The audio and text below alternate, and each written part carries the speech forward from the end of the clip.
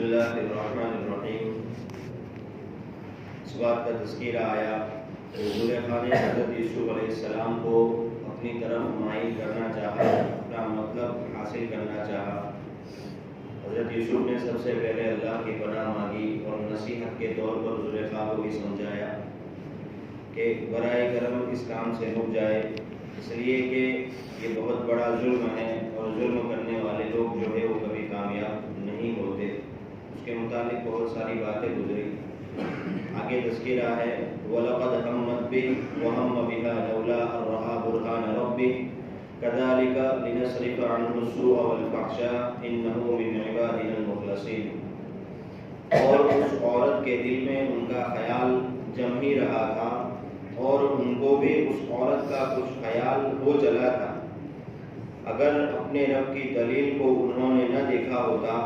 تو زیادہ خیال ہو جانا عجیب نہ تھا۔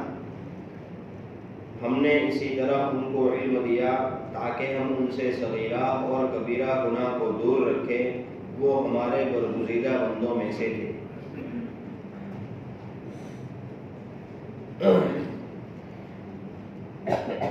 جس کا تذکرہ ہوا، اس کی مزید تفصیل جو ہے وہ اس آیت کریمہ میں ہے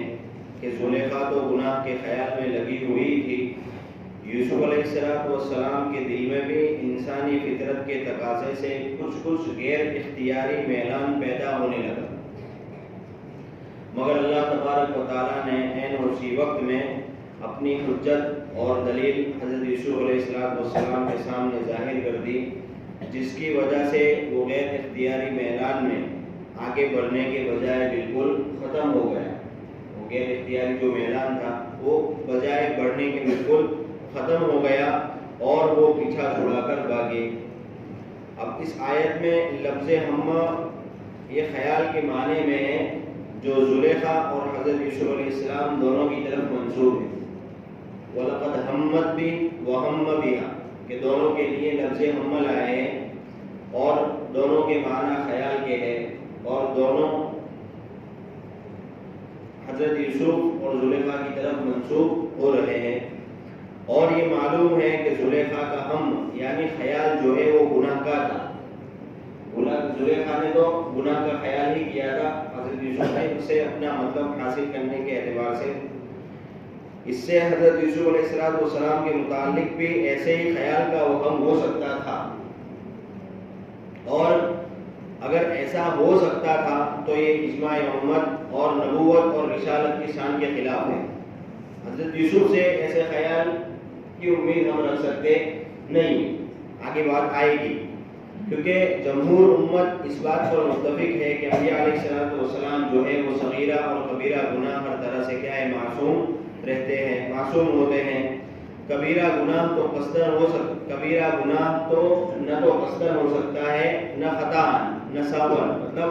نہ غلطی سے نہ جان بوجھ کر۔ البتہ صغیرہ جو گناہ ہے وہ سہون مطلب انجانے کے طور پر ہو سکتے ہیں، لیکن اس کا بھی امکان نہیں ہے انبیاء علیہ السلام سے، بلکہ اس پر بھی ان کو قائم رکھا جاتا ہے کہ ان سے صغیرہ گناہ بھی صادر نہ ہو، اور متنبہ کر کے ان کو کیا ہے، ان کو انبیاء کو اس گناہ سے ہٹا دیا جاتا ہے۔ اب یہاں پر پاک دامنی کا مسئلہ قرآن اور سنت سے ثابت ہونے کے علاوہ عقل بھی اس لیے ضروری ہے کہ انبیاء علیہ السلام سے گناہ سرزد ہو جانے کا امکان اور احتمال ہے، تو ان کے لائے ہوئے دین اور وحی جو ہے مطلب جو دین وہ لے کر آئے ہیں یا جس چیز کی وحی ان پر کی جا رہی ہے اس پر سے لوگوں کا اعتماد ہٹ جائے گا۔ اگر شک و شبہ والی بھی بات ہو کہ بھئی انبیاء سے بھی ایسا ہو سکتا ہے، شک و شبہ والی بھی بات رہے گی تو کیا ہے، ان کی شان نبوت کے خلاف ہے، ان کی نبوت کے اعتبار سے لوگ بھروسہ کرنے نہیں رہیں گے، مطلب کہ بھئی ان کی شان نبوت جو ہے ان کے اوپر لوگ انگلی اٹھا سکتے ہیں اگر احتمال ہے تو، اور ان کی بعثت اور ان پر کتاب نازل کرنے کا کوئی فائدہ باقی نہیں رہتا۔ اسی لیے اللہ تبارک و تعالیٰ نے اپنے ہر پیغمبر کو ہر گناہ سے کیا ہے، معصوم رکھا ہے۔ اس لیے اجمالی طور پر تو یہ بات متعین ہو گئی کہ حضرت یوسف علیہ السلام کو خیال پیدا ہوا اور وہ گناہ کے درجے کا خیال نہیں تھا۔ تفصیل اس کی یہ ہے کہ عربی زبان میں جو ہے لفظ ہم کے دو معنی آتا ہے، یا لفظ ہم جو ہے وہ دو معنی کے لیے بولا جاتا ہے۔ ایک کسی کام کے قصد، ارادے اور عزم کو کر لینے کا، ارادہ کرنا، کسی کام کا عزم کر لینا،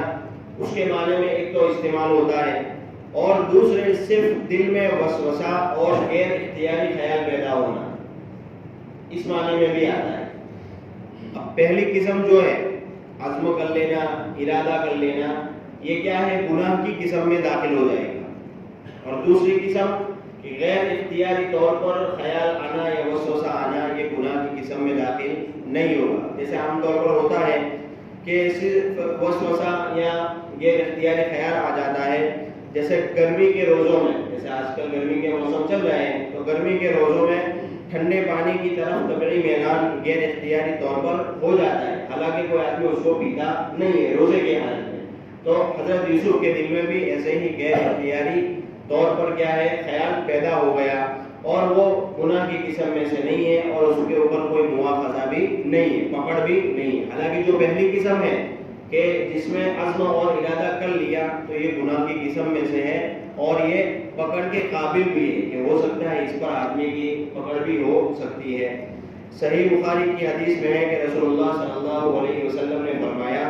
کہ اللہ تبارک و تعالیٰ نے میری امت کے لیے گناہ کے وسوسے اور خیال کو کیا ہے؟ معاف کر دیا ہے، جبکہ وہ اس پر عمل نہ کریں۔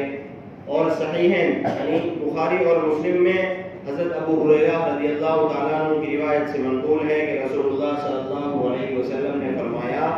کہ اللہ تعالیٰ فرشتوں سے فرماتے ہیں کہ میرا بندہ جب کسی نیکی کا، نیک کام کرنے کا ارادہ کرے تو صرف ارادہ کرنے سے اس کے نامہ اعمال میں ایک نیکی لکھ دو، اور جب وہ نیک کام کر گزرے تو اس کے بدلے میں اس کی جگہ 10 نیکی لکھو۔ اور یہ بیان فرمایا کہ اگر کسی برائی کا ارادہ کرے تو اس برائی کے ارادے پر اس کی برائی کی سزا نہ لکھو۔ مطلب برائی جیسے نیکی کی ایک نیکی لکھی جاتی ہے، اس طرح برائی کے اوپر بھی ایک برائی لکھی جانی چاہیے، لیکن برائی کے ارادے پر کیا ہے؟ اس کو برائی لکھنے کا منع کیا، اور جب وہ برائی کر گزرتا ہے تو اس کے بدلے میں صرف ایک ہی گناہ لکھو۔ ایسا نہیں ہے۔ یہ دیکھو اللہ تبارک و تعالیٰ کی مہربانی، رحم و کرم ہے، امت کے ساتھ محبت لگاؤ کہ نیک کام کے ارادہ کرنے پر ہی اس کے لیے ایک نیکی لکھی جاتی ہے، جبکہ گناہ کے ارادے پر گناہ لکھا جاتا نہیں۔ پھر نیک کام کے ارادہ کرنے کے بعد اگر وہ نیک کام کر گزرتا ہے تو اس ایک نیک کام کی وجہ سے اس کے لیے 10 نیکی لکھی جاتی ہے۔ اور یہاں پر گناہ کے ارادے میں الٹا، کہ ارادے کے وقت تو کوئی گناہ لکھا جاتا نہیں ہے، اور اگر وہ گناہ کر بھی گزرتا ہے تو اس کے بدلے میں 10 گناہ نہیں بلکہ ایک گناہ لکھا جاتا ہے۔ امام تفسیر قرطبی نے یہ بات لکھی ہے کہ لفظ ہم جو ہے ان دونوں معنوں کے لیے استعمال ہوتا ہے، اور انہوں نے عرب لوگوں کے جو اشعار ہیں ان سے اس کا استدلال بھی کیا ہے۔ اب اس لفظ ہم کے معنی میں بہت ساری باتیں اور بھی گزری ہیں کہ لفظ ہم جو ہے وہ حضرت یوسف اور زلیخا دونوں کے لیے الگ الگ لائے، وَلَقَدْ هَمَّتْ بِهِ وَهَمَّ بِهَا، اور اگر اللہ تبارک و تعالیٰ چاہتے تو دونوں کے لیے ایک مختصر سا لفظ لے آتے کہ بھائی ایسا لفظ جو دونوں کی طرف منسوب ہو، جیسے کہ اگر اردو کی زبان میں کہنا ہو تو ہم کہیں گے اس کا اور اس کا، تو دونوں کا لفظ بڑھ جاتا ہے، اور ایک لفظ لائے گا کہ ان دونوں کا، تو یہ مختصر بھی ہے۔ اسی طرح عربی میں بھی کیا ہے؟ دو آدمیوں کے بتانے کے لیے تثنیہ کا لفظ استعمال ہوتا ہے، کہ ایک ہوتا ہے واحد اکیلا، تثنیہ دو، اور جمع یعنی 3 یا 3 سے زائد جو لوگ ہوتے ہیں ان کے لیے لفظ کا استعمال کرنا، یہ ہوتا ہے۔ تو یہاں پر دونوں کے لیے الگ الگ استعمال ہوا ہے۔ اس سے بھی پتہ چلتا ہے کہ بھئی حضرت یوسف کیا ہے؟ ان کے دل و دماغ میں کوئی گناہ کا خیال نہیں تھا۔ پھر ایک بات مفسرین حضرات نے یہ بھی لکھی ہے کہ زلیخا کے لفظ ہمہ پر جو ہے لام تاکید اور قد ہے، لقد، اور حضرت یوسف علیہ السلام کے بارے میں یہ نہیں ہے، صرف وہاں پر وہم بھی ہے۔ تو لقد مطلب یہ اس بات کو پختہ کرنے کے لیے ہے کہ بھئی زلیخا جو ہے وہ بالکل پختہ ارادے کے ساتھ گناہ کا ارادہ کر چکی تھی، عزم کر چکی تھی، اور حضرت یوسف کا معاملہ جو ہے وہ بالکل الٹا تھا، بلکہ حضرت یوسف کے دل میں کیا ہے؟ غیر اختیاری طور پر وسوسہ گزر گیا تھا۔ صحیح مسلم کی ایک حدیث میں ہے کہ جس وقت حضرت یوسف علیہ السلام کو یہ ابتلا پیش آئی، مطلب یہ مصیبت وغیرہ، تو فرشتوں نے اللہ جل شانہ سے یہ بات عرض کیا کہ بھئی یہ آپ کا مخلص بندہ گناہ کے خیال میں ہے، حالانکہ وہ اس کے وبال کو خوب جانتا ہے۔ حضرت یوسف، اللہ تعالیٰ نے فرمایا کہ انتظار کرو، اگر وہ یہ گناہ کر لے تو جیسا کیا ہے وہ اس کے نامہ اعمال میں کیا ہے لکھ لو، اور اگر وہ اس کو چھوڑ دے تو گناہ کے بجائے اس کے نامہ اعمال میں نیکی درج کرو، کیونکہ اس نے صرف میرے خوف سے اپنے خواہش پر کیا ہے، اپنی خواہش کو چھوڑا ہے، جو بہت بڑی نیکی ہے۔ خلاصہ یہ ہے کہ حضرت یوسف علیہ السلام کے دل میں جو خیال یا میلان پیدا ہوا وہ صرف غیر اختیاری وسوسے کے درجے میں تھا، جو گناہ میں داخل نہیں ہے۔ پھر اس وسوسے کے خلاف عمل کرنے سے اللہ تعالیٰ کے نزدیک ان کا درجہ اور زیادہ بلند ہو گیا۔ اس غیر اختیاری طور پر جو خیال پیدا ہوا اس میں بھی ان کے خلاف کیا ہے انہوں نے عمل کیا، تو اس سے اللہ کے نزدیک ان کا درجہ اور کیا ہے بلند ہو گیا۔ اب اس کے متعلق بعض مفسرین نے یہ بھی لکھا ہے کہ یہاں قرآن کے اندر تقدیم اور تاخیر ہوئی ہے۔ تقدیم تاخیر کا مطلب کہ بھائی وَلَقَدْ هَمَّتْ بِهِ وَهَمَّ بِهَا جو ہے یہ جملہ ہے وہ بعد میں آنے والا تھا، اور بعد کا جملہ جو ہے لولا ان رأى برهان ربی اس کو پہلے لانے کا تھا۔ مطلب اگر ایسا پہلے اور بعد کا ہوتا تو اس میں یہ ترجمہ یہ ہوتا کہ اگر اپنے رب کی دلیل اور برہان کو نہ دیکھتے تو کیا ہے وہ غیر اختیاری طور پر ان کے دل میں گناہ کا خیال پیدا ہو سکتا تھا یا ہو جاتا۔ لیکن یہاں پر مفسرین نے یہ بات بھی لکھی ہے کہ بھئی عربی زبان کے قواعد کے حساب سے یہ بات مناسب نہیں لگتی، اور یوسف علیہ السلام کی پاک دامانی اور ان کی بزرگی جو ہے زیادہ اس بات میں ظاہر ہوتی ہے کہ غیر اختیاری خیال پیدا ہو کر بھی وہ کیا ہے گناہ سے بچے ہیں، تو ان کا درجہ اللہ کے نزدیک اور بڑھ گیا۔ یہاں پر درس قرآن مولانا اشرف علی تھانوی رحمۃ اللہ علیہ کی ہے، انہوں نے معارف العرفان حضرت کاندھلوی کے حوالے سے ایک بات لکھی ہے۔ شیخ اکبر مولانا محی الدین ابن العربی اس سلسلے میں انہوں نے یہ بات لکھی ہے، وہ خود بیان کرتے ہیں کہ روحانی اور کشفی اعتبار سے حضرت یوسف علیہ السلام کے ساتھ ان کی ملاقات ہوئی، تو انہوں نے فرمایا حضرت یوسف سے شیخ محی الدین نے کہ قرآن میں آپ کا قصہ جو بیان کیا ہے وَلَقَدْ هَمَّتْ بِهِ وَهَمَّ بِهَا، اس میں لفظ ہم کی کوئی تعین معلوم ہوتی نہیں، بظاہر اشتراک سمجھ میں آتا ہے، مطلب کہ دونوں ایک ہی جیسے۔ حضرت یوسف علیہ السلام نے یہ بات بیان کی کہ ٹھیک ہے آپ نے جو کہا وہ سچ ہے، لیکن اشتراک جو ہے وہ لفظ کے اعتبار سے ہے، معنی کے اعتبار سے نہیں۔ اور مطلب کہ زلیخا نے جو ہے اپنی غرض حاصل کرنا چاہی مجھ سے، لیکن میرے دل میں جو خیال پیدا ہوا وہ غیر اختیاری تھا۔ یہ بات حضرت یوسف نے کہی جو کشفی اور روحانی ملاقات ہوئی اس میں۔ اب اس میں انہوں نے دلیل کے طور پر فرمایا، آگے یہ بات فرماتے ہیں شیخ محی الدین ابن العربی کہ حضرت یوسف علیہ السلام نے فرمایا کہ دلیل اس کی یہ ہے، اس میں بھی قرآن کریم میں بھی سورہ یوسف میں آگے چل کر آئے گا کہ الآن حصحص الحق انا راودته عن نفسه وانه لمن الصادقین، کہ زلیخا نے خود اس بات کا اقرار کیا تھا کہ حضرت یوسف علیہ السلام جو ہے وہ بالکل پاک دامن تھے، غلطی مجھ سے ہوئی تھی، میں نے ان کو کیا ہے گناہ کرنے پر مجبور کیا تھا۔ آگے آئے گا 12 پارے کے اختتام پر یہ آیت آتی ہے ختم پر۔